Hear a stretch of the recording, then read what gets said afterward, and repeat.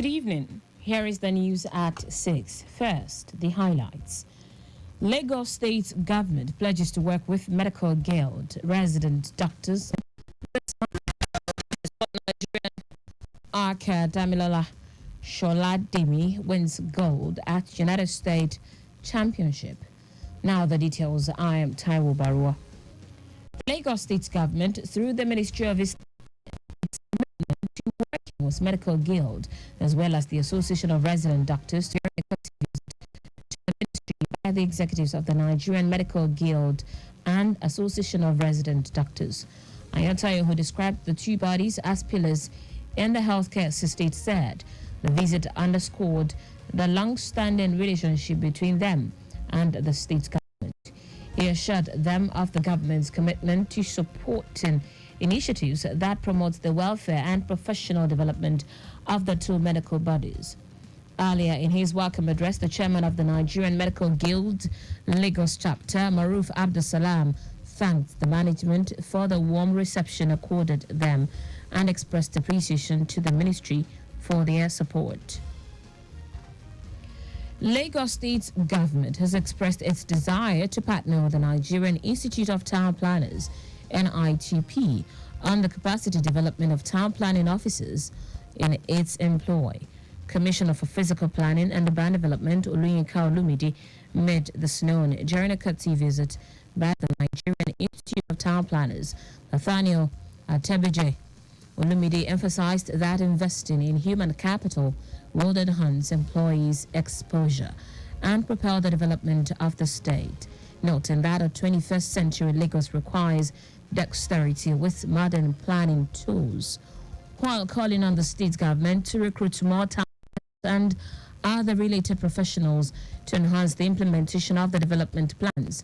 National President, Nigeria Institute of Town Planners, Nathaniel Atebije, said the institute is very much ready to support the training needs of the ministry. Lagos State Deputy Governor Obafemi Hamzat has commended the Rotary Club of Bagada and the George Charitable Foundation for the renovation and expansion of the children's ward at Bagada General Hospital, Lagos. Speaking as the special guest during the inauguration, Hamzat noted that the organization's gesture will further enhance quality healthcare delivery to the children and improve the quality of lives of Lagosians. He also appealed to the private sector and non-government to improve the lives of the people. The flag commenced on Monday, 1st of March, on both bounds of the bridge. This was made known by the Federal Controller of Works, Lagos Olukorede Kesha. Leaving and entering Lagos through the long bridge will be narrowed to 2 lanes on both sides of the road to enable the contractor handling the repair works to commence work on the other 2 lanes of the carriageways. All road users are advised to be patient and adhere to lane discipline on both approaches on the long bridge and around the narrowed section of the bridge. Other road users are advised to use alternative routes. Motorists are further advised to cooperate with the traffic management officials deployed to manage traffic and ensure hitch-free movement to minimize discomfort during the duration of the works. Now to the rest of the stories. The federal government says train services on Port Harcourt to Aba routes will start operation by the end of March. It was reported that the Port Harcourt Aba rail project is part of the larger Port Harcourt Maiduguri initiated by President Muhammadu Buhari's administration.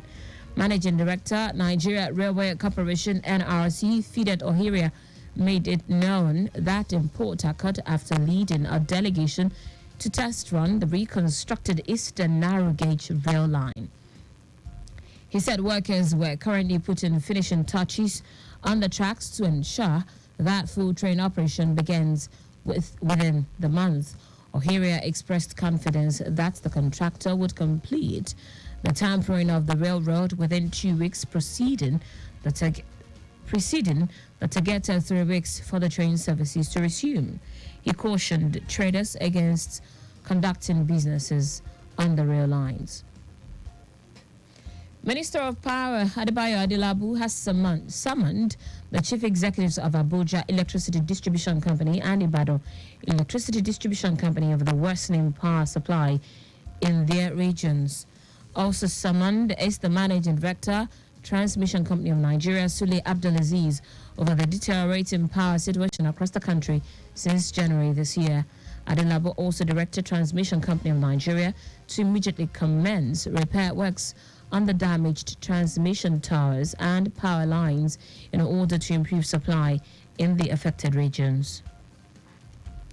In foreign news now, Ukrainian President Volodymyr Zelensky has called on the West to deliver more air defense systems after at least 5 people died in a strike on Odessa.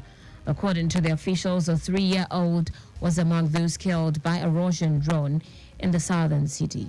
Ukraine is on the defensive after Russian forces took control of the eastern town of Avdiivka last month.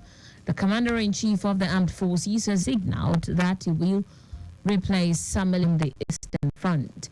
Meanwhile, the Interior Minister Ihor Klimenko said a 9-story building as a result of the attack of Russian terrorists in Odessa. In sport now, a member of the Nigerian national archery team, Damilola Sholademi, has won a gold medal in an indoor archery state championship held in New Hampshire, USA. Sholademi also ranked first at the indoor nationals hosted in Massachusetts. As part of the preparation for this year's outdoor archery competition season, members of the Nigerian archery team have actively commenced training and participation in major archery events around the world to compete with the finest to ensure that they are at the top of their game. Sholademi is currently ranked 7th in compound bow in Africa and the highest ranked archer in Nigeria across all bow categories.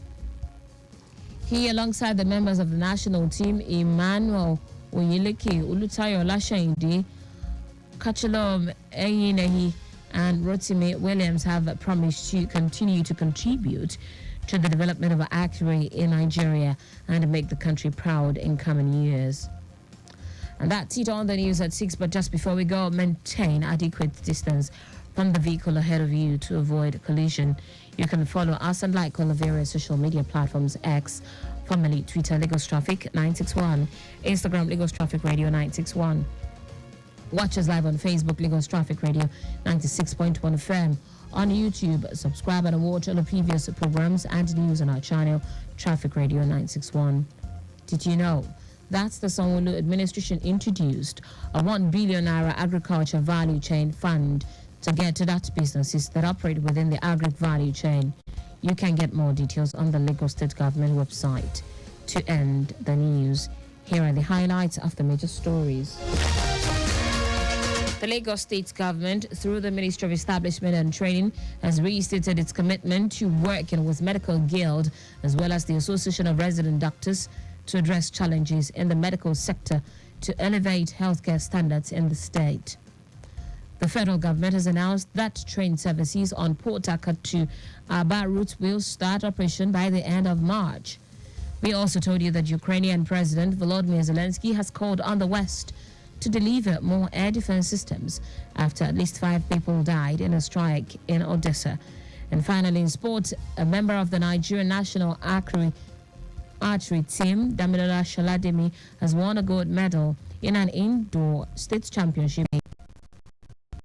For contact with the newsroom, send a message to newsroom@trafficradio961.ng. That ends the news broadcast compiled by Coyote Mafolashiri. I am Taiwo Baruwa. Thank you for listening. Good evening.